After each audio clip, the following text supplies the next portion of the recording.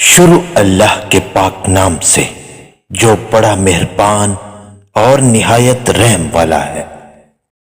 رسول اللہ صلی اللہ علیہ وآلہ وسلم نے فرمایا، نمازی اپنے رب سے کلام کرتا ہے، بس اسے غور کرنا چاہیے کہ وہ اس کے ساتھ کیا کلام کر رہا ہے۔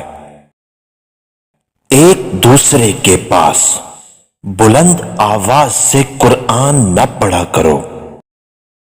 اللہ نے زمین و آسمان کی تخلیق سے 50,000 سال پہلے مخلوق کی تقدیر لکھی۔ میری امت کا ایک گروہ ہمیشہ حق پر لڑتا رہے گا، جو ان سے دشمنی کرے گا یہ اس پر غالب رہیں گے، حتیٰ کہ ان کا آخری شخص مسیح دجال سے قتال کرے گا۔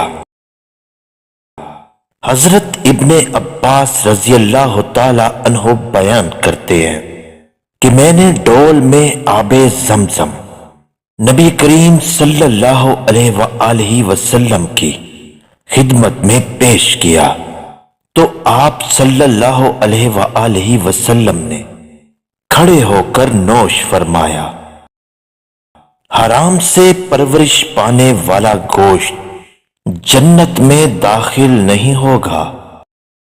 جو شخص صبح و شام جتنی مرتبہ مسجد میں جاتا ہے، اللہ اس کے لیے اتنی مرتبہ ہی جنت میں ضیافت کا اہتمام فرماتا ہے۔